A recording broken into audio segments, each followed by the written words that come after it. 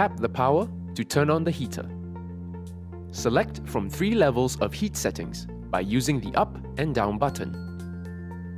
You can adjust the temperature anytime during your shower. The temperature bar indicates the heat setting.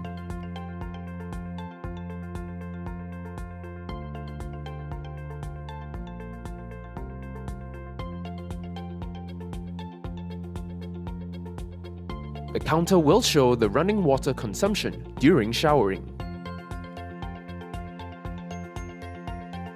The counter will start to blink from 36 liters or 10 liters before your preset amount.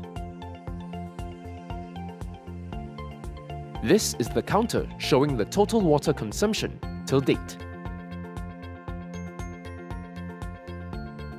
To reset the total water consumption counter, tap 3 times on Settings.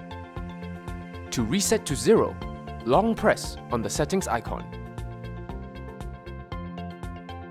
By default, the water consumption alert is set at 45 liters per usage. To adjust the alert, tap on Settings twice. Tap on Up to increase the usage alert and down to reduce it. To reset the total electricity counter, tap 4 times on Settings to display the total amount of electricity used.